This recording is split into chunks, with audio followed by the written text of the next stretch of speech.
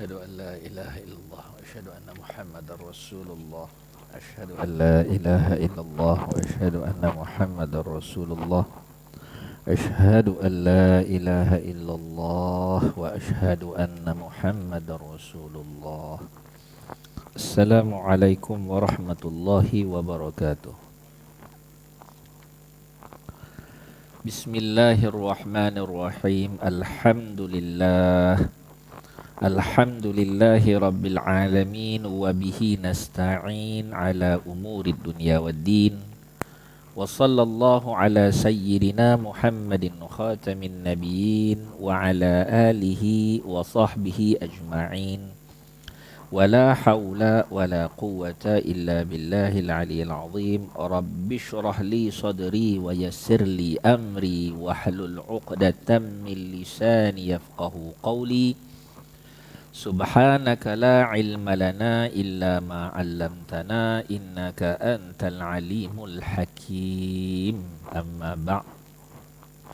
Alhamdulillah, para jemaah sekalian yang dirahmati Allah Subhanahu wa taala, lagi dikasihi, sama-sama kita memanjat syukur ke hadrat Allah Subhanahu wa taala kerana begitu sempurna segala kurniaannya kepada kita, begitu bernilai, begitu berharga segala nikmat Allah yang dicurahkan kepada kita di dalam setiap hembusan nafas kita, di dalam setiap detik kehidupan kita.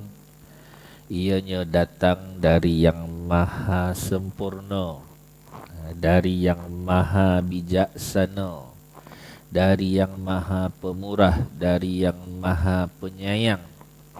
Ya, ya, boleh bengkok ya. Dia macam menurun. Ya. Okey, God ya. Okey. Jadi bertambah lagi kesyukuran kita. Kenapa? Kerana dengan nikmat yang Allah beri tadi dapat kita gunakan di jalan yang mulia. Antara dia apa? Dapat kita gunakan masa Ramadan ini untuk bermuzakarah, untuk belajar. Ya, salah satu tuntutan, ya, kepentingan dalam hidup kita ialah belajar tentang agama kita. Kita belajar tentang tubuh badan kita, kan? Kita belajar tentang tubuh kita lah banyak. Kita sihat ke tak sihat ke, nak makan apa, itu ini sesuai tak sesuai, kan kita belajar tentang tubuh kita. Maka perlu juga punya perasaan mempelajari agama kita, kan? Kerana agama kita adalah suatu yang Allah Ta'ala jadikan dia sabab kebaikan dan kejayaan, yang disebut innad dina indallahil Islam. Sesungguhnya agama di sisi Allah itu adalah Islam, kan? Bila disebut di sisi, perkataan tu maknanya tersangat mulia lah, kan? Contoh kalau kita sebutlah, di sisi saya, kan saya tu mana ikut kadar kita lah. Kalau yang mengungkapkan tu raja, kan? Satu orang raja disebut di sisi beto, mana tinggi tu, kan? Dia tak samalah dengan di sisi saya tu. Dia tak sama, walau perkataannya sama, tapi pengungkap dia tu maka menjadikan makna dia sangat berbeza. Maka bila Allah sebut inna dina indallah al-Islam, kan mana suatu perkara yang perlu kita kejar. Maka ni antara dia, ya. Maka apa lagi kena buat? Syukur lagi. Baik, masuk muka surat 25 kitab kita, ya. Kitab syarah hadis Jibril. Kalau nama asal dia, nama bahasa Arab dia ialah Hidayatut Talibin fi Bayani Muhimmatid Din. Itu nama asal dia, ya. Baik. Nasabuhu sallallahu alaihi wasallam wa asma'uhu. Mana keturunan, nasab lah. Keturunan baginda Nabi SAW serta nama-nama baginda SAW. Ni satu, kita kata ketika kita punya kecintaan kepada seseorang, maka kita ingin mengetahui tentangnya sebanyak mungkin, betul? Kau kita tak payah tahulah. Tak mungkin kan? Bila kita tiba-tiba kita berkenan dengan satu orang, contoh jatuh hati pada satu orang, maka kita kan nak dari mana, siapa dia, keturunan mana, adik-beradik berapa orang, kan semua kita nak tahu. Kan sebab apa yang mendorong tu? Cinta, kasih mendorong tu. Maka siapakah yang lebih berhak untuk dicintai melebihi baginda Rasulullah sallallahu alaihi wasallam? Sebab itu dititik beratkan mempelajari sejarah hidup Nabi, mempelajari tentang nasab Nabi, mempelajari keadaan yang berlaku di sekeliling Nabi sallallahu alaihi wasallam agar tumbuh cinta itu. Itu kelakuan, kerana cinta ni bukan benda dibuat-buat, dia anugerah Allah. Kalau tak ada, kita berlakon-lakon pada permulaannya dengan penuh malu kepada Allah. Ya Allah, Engkau memerintahkan agar aku cinta kepada kekasihmu. Kan? Maknanya apa?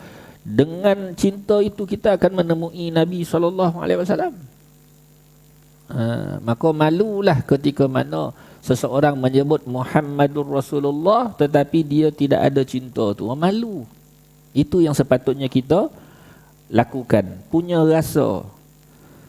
Macam satu orang tiba-tiba dia dilahirkan tapi dia tak tahu siapa mak ayah dia, kan? Dia akan rasa, akan rasa malu ke, akan rasa, betul tak? Tekanan, kan? Siapa ayah tak tahu. Kan dia akan rasa. Maka baginda Rasulullah sallallahu alaihi wasallam ini lebih daripada bapa-bapa kita sebenarnya. Kedudukan Nabi. Ya. Ada satu ulama menulis syair tentang nasab Nabi sallallahu alaihi wasallam. Jadi kata-kata beliau, nasbun kasa syamsud duha min nurihi wa a'ara badrut tammi minhu raunaqa ma fihi illa sayyidun min sayyidi hadzal mafakhir wal makarim wat tuqa. Dia kata satu nasab yang sangat mulia, kasa syamsud duha min nurihi, yang mana matahari waktu duha. Kalau matahari tengah hari terik, kan? Kalau pagi sangat tak jelas ya. Jadi waktu duha cantik waktu tu. Yang mana matahari waktu duha itu meminjam daripada cahaya cahaya nasab Nabi SAW. Itu kan disebut suatu keindahan. Mana keindahan, nak menceritakan keindahan Nabi SAW. Kan mesti punya perasaan tu. Wa a'ara badrut tammi minhu raunaqa. Dan bulan yang badrut tam ni mana? Bulan penuh. Bulan penuh, kan? Kita bila kita tengok, cantik, kan? Maka raunak, mana cahaya dia yang cantik tadi tu. Dia tak macam matahari, kan? Matahari tu kita tengok dia pedih mata kita, sakit mata kita, tak boleh, kan? Itu kalau bulan pula nak ditonjolkan keindahan dia, cantik dia, warna tadi, kan? Maka bulan juga meminjam daripada nasab yang mulia itu. Tidak ada di dalam nasab tersebut melainkan sayyidun min sayyidi, mana keturunan orang mulia, orang mulia. Semuanya ya. Baik, keturunan Nabi sallallahu alaihi wasallam serta nama-nama baginda sallallahu alaihi wasallam. Baginda penghulu, insan yang sempurna, pembuka bagi segala yang tertutup dan penutup sekalian Nabi. Nasab keturunan Nabi SAW, nama baginda Muhammad bin Abdullah bin Abdul Muttalib bin Hashim bin Abdul Manaf bin Qusay bin Kilab bin Murrah bin Ka'ab bin Lu'ay bin Ghalib bin Fihr bin Malik bin An-Nadar bin Kinanah bin Khuzaimah bin Mudrikah bin Ilyas bin Mudar bin Nizar bin Ma'ad bin Adnan. Dan Adnan ini adalah daripada keturunan anak baginda, anak Nabi Ismail bin Ibrahim. Anak Nabi Ismail. Ya, keturunan baginda Ibrahim alaihi salatu wassalam. Kan jadi Nabi Ismail ini ada 2 isteri. Kita tak sebutlah yang lain tu. Yang masyhur kita sebut 2. Kan? Jadi satu Hajar dan satu lagi Sarah. Baik, daripada Sarah pun keluar mana keturunan Nabi juga. Kan? Nabi Ya'qub, Nabi Ishaq. Kan? Nabi Ishaq, Nabi Ya'qub, Nabi Musa dan seterusnya, nabi-nabi Bani Israel. Tetapi daripada sebelah Sarah ni hanya keluar baginda Rasulullah sallallahu alaihi wasallam yang menjadi rasul. Itu yang diiri oleh keturunan Yahudi, oleh orang Yahudi, ya.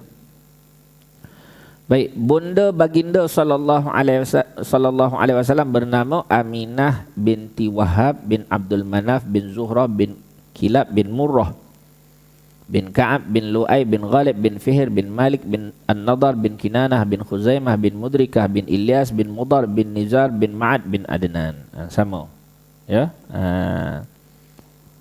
Sehinggalah akhir silsilah keturunan ayah Nabi sallallahu alaihi wasallam yang telah disebutkan. Nama-nama baginda sallallahu alaihi wasallam ada banyak. Antaranya ialah Muhammad, Ahmad. Kan dalam Quran menyebut Ahmad. Ketika menceritakan tentang baginda Isa alaihi salatu wassalam, kan di dalam kitab Injil, antara peringatan yang diberitahu ialah akan datang Nabi akhir zaman, nama dia Ahmad, ismuhu Ahmad, ya. Al-Mahi, Hashir, Nabiyur Rahmah, Nabiyut Taubah, Rasulul Malahim, Al-Khatim, Al-Fatih, Taha, Yasin dan Abdullah. Itu antara nama-nama Nabi sallallahu alaihi wasallam. Sayyiduna Ibnu Abbas radhiyallahu taala anhuma berkata, sabda Rasulullah sallallahu alaihi wasallam, ismi fil Quran Muhammad wa fil Injil Ahmad wa fit Taurat uhidu wa inna ma summitu uhidan li anni uhidu ummati an nari jahannam.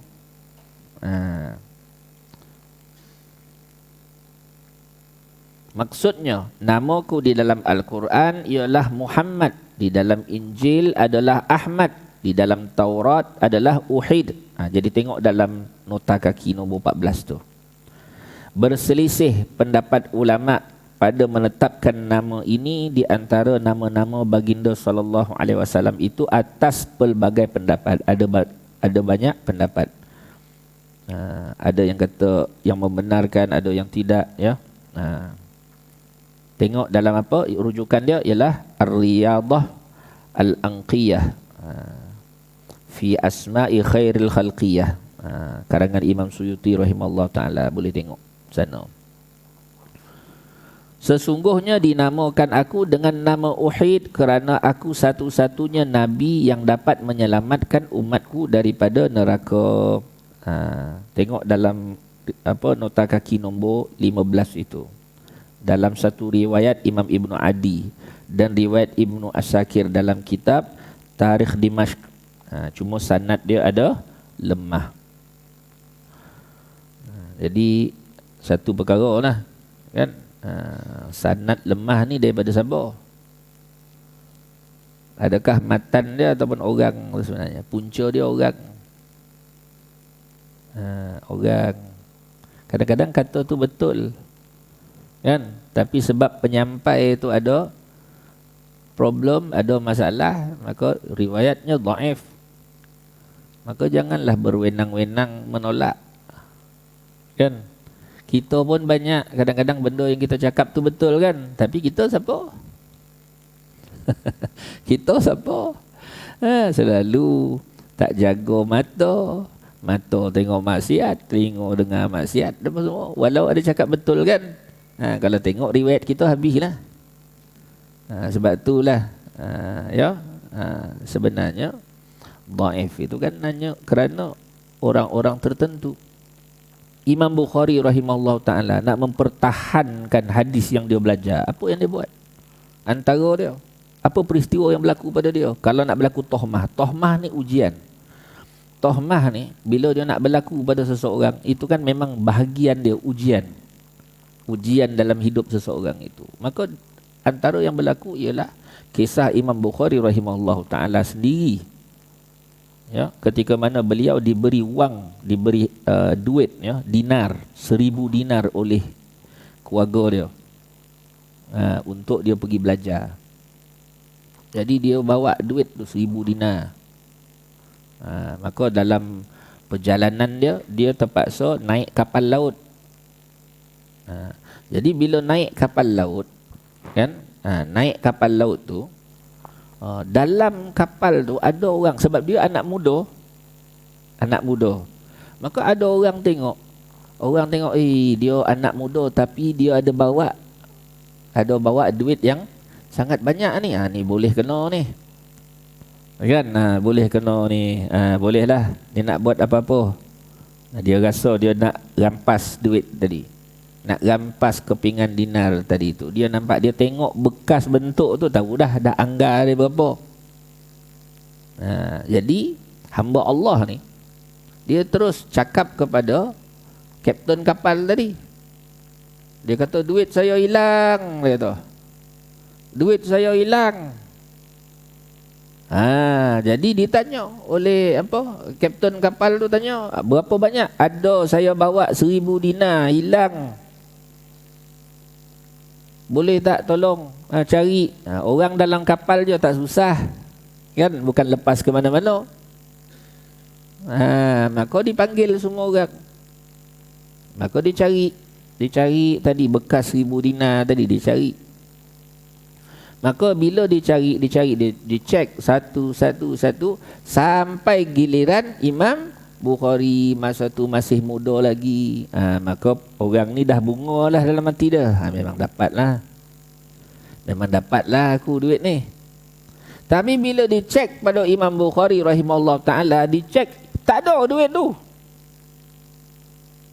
Tak ada. Duit yang 1000 dinar tadi tu tak ada. Yang dilihat bekasnya, simpanannya tu dilihat tadi tu tak ada. Bila dah tak ada, baru orang yang buat onar ni dia kata tak dapatlah juga. Maka dia terus cakap. Dia kata, di mana bekas duit yang aku ternampak engkau pegang tadi? Nampak tak? Di mana bekas duit yang aku nampak kau pegang tadi? Dia kata, saya dah buang dah dalam laut. Saya dah buang dah dalam laut. Maka ditanya, kenapa kau buang dalam laut? Dia kata, kerana saya adalah kerana saya adalah orang yang memegang hadis Nabi SAW. Orang yang belajar hadis Nabi SAW.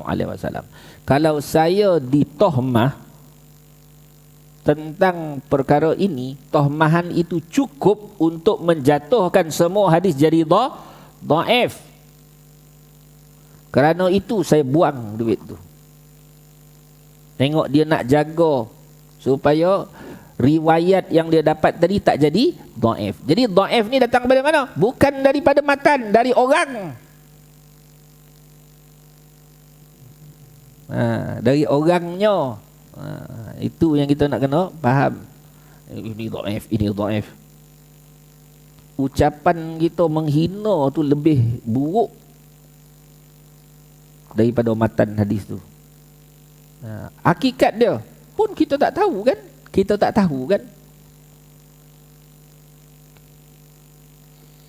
Baik. Mukhtasar siratihi sallallahu alaihi wasallam, sekilas sirah baginda Rasulullah sallallahu alaihi wasallam. Jadi dengan kita mempelajari sirah itu lebih banyak pengetahuan, lebih banyak kecintaan, kan? Lebih kita tahu, lebih kita nak ingat lebih. Baginda Rasulullah sallallahu alaihi wasallam dilahirkan di Mekah pada hari Isnin. Tengok nota nombor 16. Sebahagian ulama menyatakan bahawa baginda dilahirkan pada hari Isnin, diangkat menjadi Rasul pada hari Isnin, berhijrah daripada Mekah pada hari Isnin dan masuk ke Madinah pada hari Isnin. Sebab hijrah pada Mekah ke Madinah tu sekurang-kurangnya 2 minggu perjalanan dia tu. Dan wafatnya juga pada hari Isnin. Tahun gajah. Tahun gajah. Kenapa disebut tahun gajah? Kerana pada zaman itu tidak ada penyandaran waktu. Sandaran waktu, nak sandar pada apa? Jadi disebut bila ada peristiwa besar, maka disandar pada peristiwa tu. Itu disebut tahun gajah. Mana ada peristiwa tentera gajah menyerang kota Mekah. Maka Nabi dilahirkan pada tahun gajah, disebut begitu. Ya. Jadi hijrah ni bila berlaku? Tahun hijrah ni pada zaman Sayyidina Umar radhiyallahu taala anhu, ketika mana agama telah berkembang luas dan datang keperluan untuk susun pentadbiran agar tidak berkecamuk, kerana perintah-perintah yang dikeluarkan semua, arahan-arahan yang dikeluarkan semua perlu kepada susunan masa. Maka dicari apa peristiwa besar untuk dijadikan sandaran tarikh, sandaran masa. Maka dicari peristiwanya yang besar ialah peristiwa hijrah. Walaupun hijrah bukan berlaku pada bulan Muharram, ya, tapi disandarkan kepada hijrah. Hijrah berlaku pada bulan Safar, tapi dimulakan dengan Muharram, kerana Muharram itu adalah persediaan. Persediaan hijrah. Baik. Pada bulan Rabiul Awal dikatakan pada tanggal 8 dan ada pendapat menyatakan tanggal 12. Inilah yang diguna pakai. Jadi masyhur, diangkatlah masyhur mana 12 Rabiul Awal, tanpa menafikan ada juga pandangan-pandangan dan pendapat yang lain. Jadi sebenarnya bukan nombor tu kan yang nak diagungkan, tetapi peristiwa itu. Ini kan ada pula marah, yo kau 12. Dah dia nombor tu pula jadi sebab bergaduh dah. Sebab nombor bergaduh, sebab apa bergaduh? Padahal yang nak diagungkan peristiwa itu. Itu ya. Nabi SAW dilahirkan dalam keadaan sudah dikhatankan.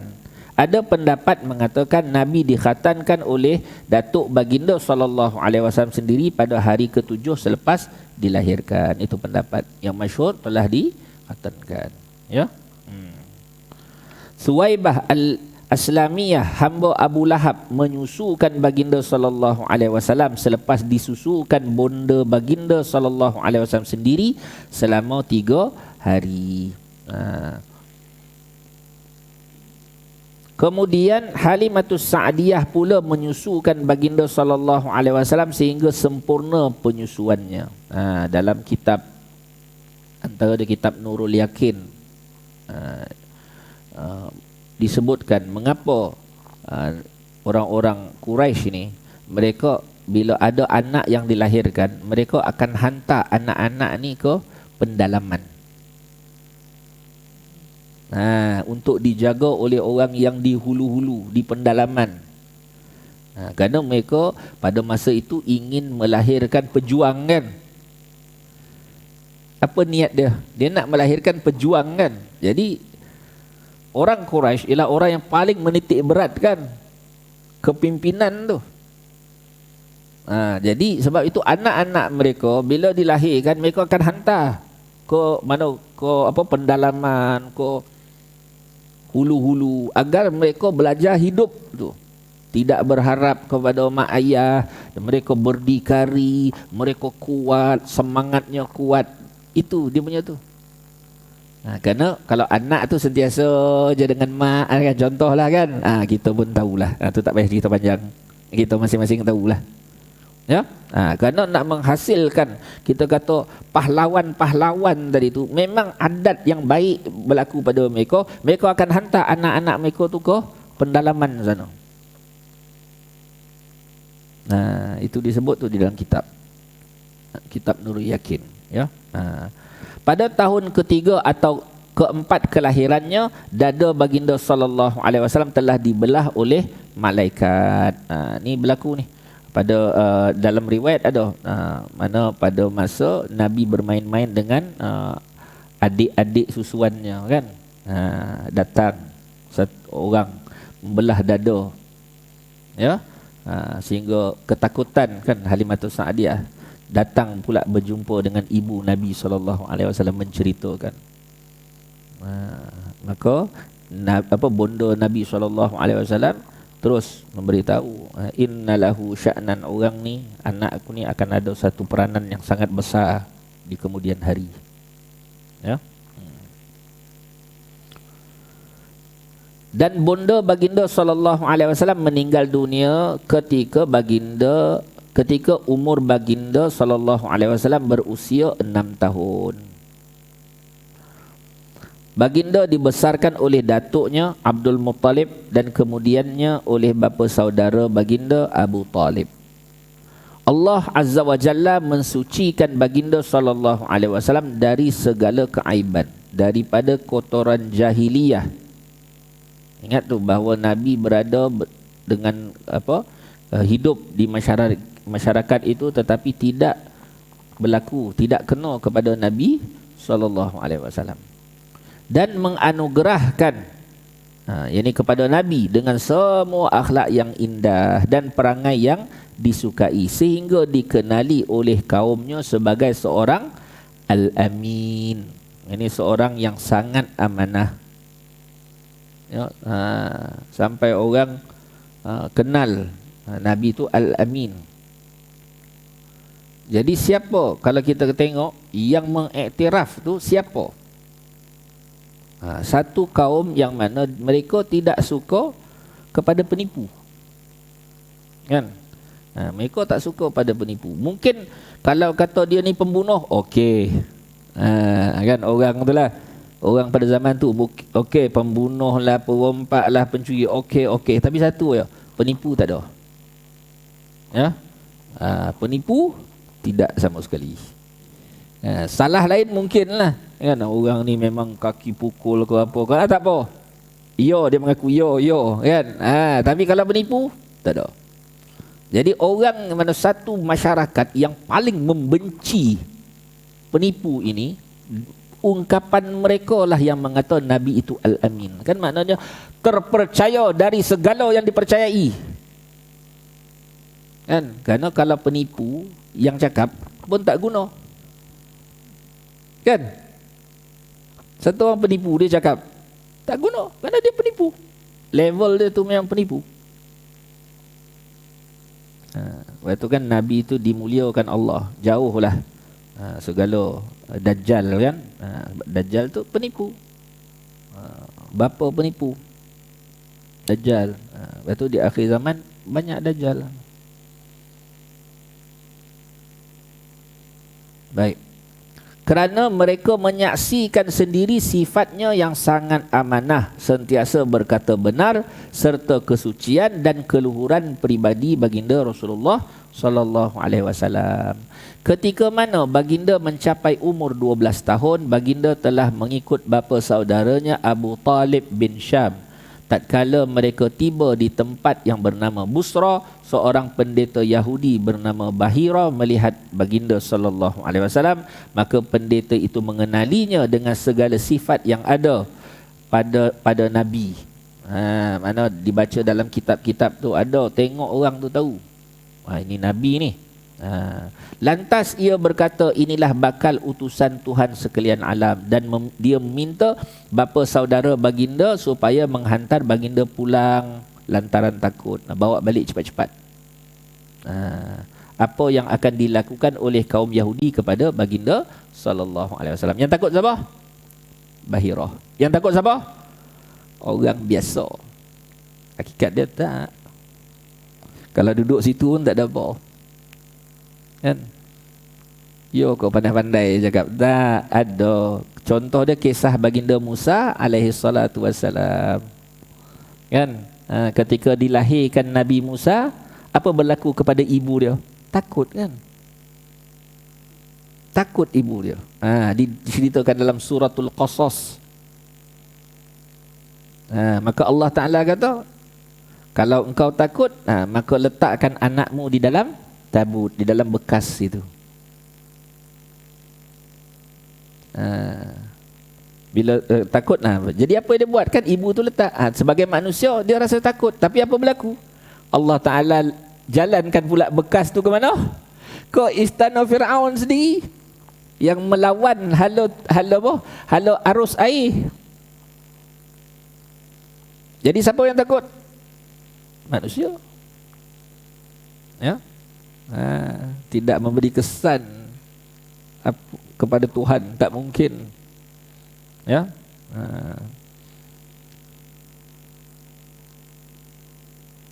Lalu baginda sallallahu alaihi wasallam pun dihantar pulang ke Mekah. Kemudian setelah beberapa tahun Nabi sallallahu alaihi wasallam, baginda sallallahu alaihi wasallam memulakan perjalanan ke Syam dengan Maisarah, iaitu budak lelaki suruhan Sayyidatina Khadijah binti Khuwailid radhiyallahu taala anha, hamba lelaki, untuk berniaga barang dagangan miliknya, yakni milik Khadijah radhiyallahu anha sebelum baginda mengahwininya. Sehinggalah perjalanan mereka tiba di pasar Busra. Sekembalinya, kan di situ dalam peristiwa itu terlihat bila Nabi berniaga, maka Khadijah ni sebagai satu orang yang memang punya hartawan. Dia memang hartawan, dia memang rupawan, dia memang bijaksana lah, ya. Ketika melihat baginda Nabi SAW berniaga tu, dia melihat orang ni memang sangat hebat. Jadi mandai-mandai siapa yang kata Nabi tak pandai urusan dunia ni memang pening kepala. Nabi berniaga menjadi paling untung, ya. Bercucuk tanam menjadi paling subur. Kalau menternak menjadi paling berkembang biak. Mana ada yang Nabi tak tahu urusan dunianya? Melainkan mesti ada kalimah yang disalah faham tu. Kena ujuk balik. Baik. Maka Sayyidatina Khadijah tengok, kan? Sekembalinya dari berniaga, baginda sallallahu alaihi wasallam menikahi Sayyidatuna Khadijah radhiyallahu taala anha. Ketika itu umur baginda 25 tahun, manakala umur Sayyidatina Khadijah radhiyallahu anha 40. Beliau hidup bahagia bersama-sama baginda selama lebih kurang 25 tahun. Lepas umur 40 tahun itulah Sayyidatina Khadijah kan dapat anak berapa orang? 6 orang. Anak Nabi daripada 7 tu, 6-nya daripada Sayyidatina Khadijah radhiyallahu anha setelah umur atas daripada 40. Nak bagi tahu tu semuanya hebat tu. Nantilah kita cerita. Kita keluarkan hadis-hadis Nabi SAW tentang Sayyidatina Khadijah radhiyallahu anha, sehingga kita akan rasa malu bila sebut nama Sayyidatina Khadijah radhiyallahu anha. Ya, bukan sembarangan kita menyebut. Sehingga ada orang cakap kan, Nabi tak, macam-macam dah disebut. Tengok, sehingga malulah bila kita menyebut dan mengingati balik Sayyidatina Khadijah radhiyallahu anha. Lelaki pun malu, perempuan pun malu. Dengan menyebut kalau dia mengetahui apa kelebihan Sayyidatina Khadijah radhiyallahu anha. Pada umur baginda sallallahu alaihi wasallam 35 tahun, baginda telah turut sama dengan kaumnya di dalam pembinaan semula Kaabah. Malah baginda diminta menjadi hakim ketika berlaku ketegangan di kalangan pembesar Quraisy untuk meletakkan Hajarul Aswad. Jadi Siapa di kalangan mereka yang mendapat kemuliaan untuk angkat Hajarul Aswad ni? Dia dapat suatu, kita kata apa, kebanggaan, ya, dapat satu, kita kata, rasa kepuasan yang luar biasa. Jadi dengan kebijaksanaan Nabi SAW, Nabi dijadikan hakim, sehingga semua orang puas hati. Nampak? Dengan kebijaksanaannya, Nabi SAW telah mencadangkan supaya diletakkan batu tersebut di atas rida, iaitu kain yang menutupi bahagian badan atas pusat. Jadi orang dulu dia ada dua kain. Satu kain atas. Kain atas ni nama dia rida. Kain bawah ni, mana daripada pusat ke bawah, kain bawah nama dia izar. Tu dua kain. Jadi kain tu direntang dan diletakkan Hajarul Aswad di atasnya, dan mereka mengangkatnya bersama-sama, maka semua orang dapat kemuliaan itu. Kemudian baginda lah yang mengangkat Hajarul Aswad tadi dan meletakkannya pada kedudukannya dengan tangan baginda SAW yang mulia. Dan ketika umur Nabi mencapai 40 tahun, baginda SAW telah didatangi Jibril alaihissalam dengan risalah wahyu, ya, dengan risalah wahyu. Jadi kebanyakannya malaikat Jibril menemui baginda, tengok nota kaki 17. Kebanyakannya malaikat Jibril menemui baginda SAW dengan menyerupai Dihyah bin Khalifah Al-Kalbi. Kita selalu tahu nama yang masyhur dia, Dihyah Al-Kalbi. Dihyah Al-Kalbi. Baginda tidak melihatnya dengan rupa yang asal, melainkan 2 kali sahaja. Asal rupa Jibril tu yang dikurniakan oleh Allah. 2 kali je Nabi tengok. Kebanyakan malaikat Jibril akan datang dalam bentuk manusia. Dan rupa yang dipilih ialah rupa sahabat Dihyah Al-Kalbi.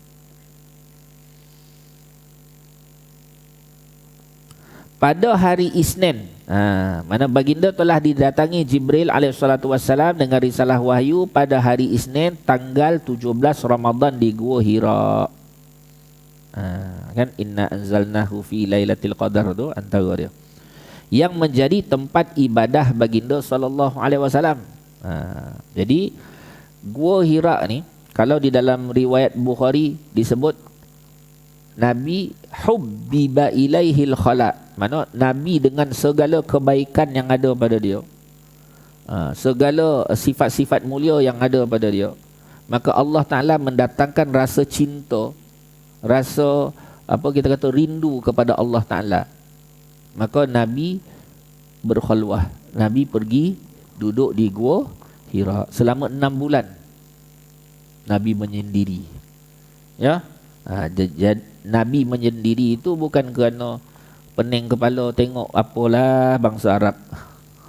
Yang pening tu kita, ya. Tengok orang tu masalah, kita pening. Tengok orang tu, dengar orang tu cakap, kita pening. Yang pening tu kita, ya. Perlu disebut ni. Kenapa? Kerana ada orang dia punya, Nabi dia dah pening kepala dengan orang Arab, dia pun pergi. Dia ingat apa? Tak, yang pening tu kita, kan, dengar bunyi bising sikit pening, ya. Orang cakap tak elok sikit pening, tu kita lemah, mengakulah lemah, kan. Tapi Nabi SAW, beliau rahmat, orang semua dapat kebaikan walau Nabi belum menjadi Nabi, kan. Itu antara peristiwa-peristiwa yang berlaku. Semua mendapat rahmat dengan Nabi SAW. Dia tak pening pun.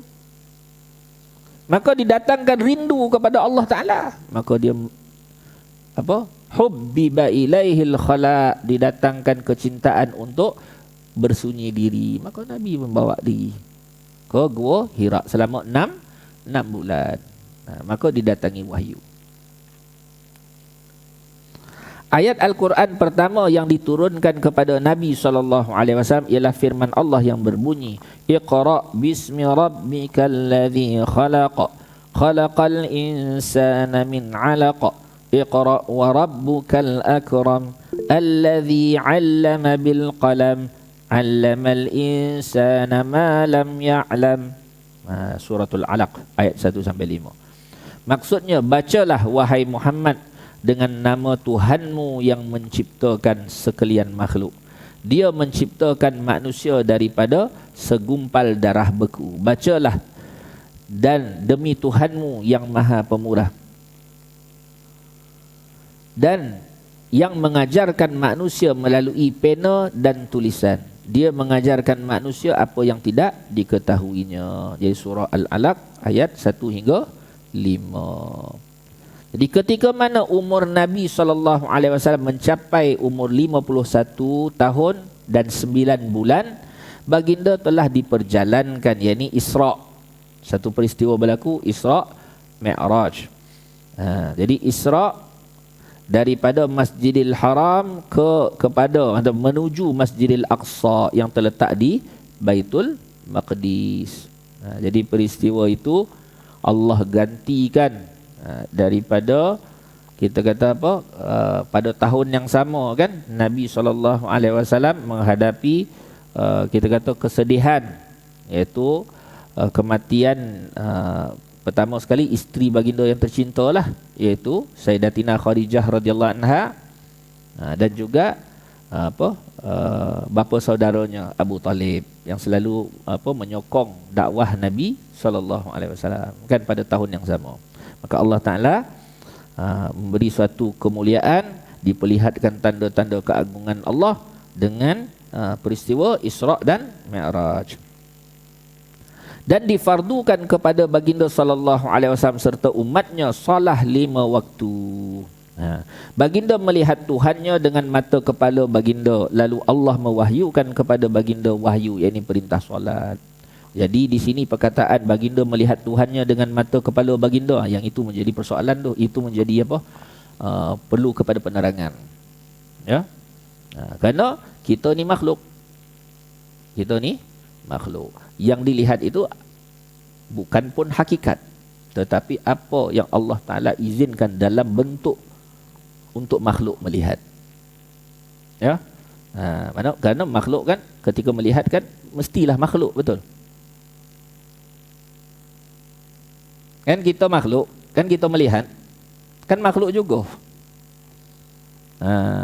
Mana bukanlah disebut hakikat Allah Ta'ala itu sendiri. Sebab itu yang disebut apa yang Allah Ta'ala inginkan Nabi melihat itu. Baik, itu kena jelas tu. Sehingga nanti ada orang kata, itulah bukti Allah duduk kat langit, dia tahu. Bukan. Bukan ya? Padahal itu sebenarnya nak memberitahu kemuliaan Nabi SAW. Apa kemuliaan Nabi SAW? Antara dia ialah Nabi lah orang yang dibawa kepada penghujung, kepada segala penghujung makhluk. Tu dia. Masa makhluk, tempat makhluk, kan? Maka Nabi lah orang yang dibawa kepada segala penghujung makhluk. Itu antara perkara dalam riwayat yang kita yang kita belajar kan. Dalam riwayat Nabi melihat apa? Dia kata, aku melihat perjalanan alam ini. Aku melihat perjalanan alam ini. Nabi beritahu. Nabi melihat diperlihatkan oleh Allah. Kan? Nak bagi tahu kan penghujung makhluk situ. Bukannya nak kata tiba-tiba melihat hakikat Tuhan. Bukan. Ya. Baik. Samalah. Jadi ada juga yang rentetan dari perkara itu, samalah macam orang mukmin melihat Allah di dalam syurga. Kan? Maknanya Allah duduk dalam neraka, dalam syurga? Tak. Bukan itu maksud dia. Kan? Maka orang mukmin itu akan melihat apa yang Allah Ta'ala kehendaki, yang dibenarkan, dengan bagaimana yang Allah Ta'ala sekadar yang dia boleh tengok lah. Mata syurga tu bukan mata dunia, mata syurga. Ya. Maknanya Allah ada tempat? Tak, bukan itu maksud dia. Ya. Mana manusia tadi dibenarkan untuk melihat apa yang kita kata sekadar apa yang boleh, sebanyak yang dia boleh melihat. Ya, daripada keesaan Allah Taala, kebesaran Allah Taala, keagungannya. Baik. Pada umur Nabi SAW menjangkau 53 tahun, baginda telah berhijrah dari kota Mekah ke kota Madinah. Bersama di sisi baginda ialah Sayyidina Abu Bakar As-Siddiq radhiyallahu anhu. Mereka tiba di Madinah pada hari Isnin bersamaan 12 Rabiul Awal. 12 Rabiul Awal sampai kan kita kata Muharram, Safar, Rabiul Awal. Perjalanan hijrah Nabi bermula akhir Safar. Akhir Safar sampainya Rabiul Awal.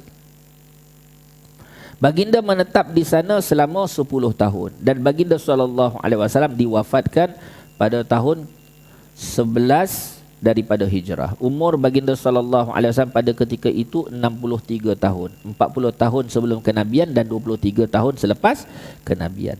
Pada tahun kedua hijrah, baginda SAW telah dibenarkan untuk berjihad, difardukan puasa Ramadan dan kewajipan berzakat. Dan pada tahun ke-6 hijrah difardukan pula ibadah haji ke atas baginda SAW serta umatnya yang berkemampuan.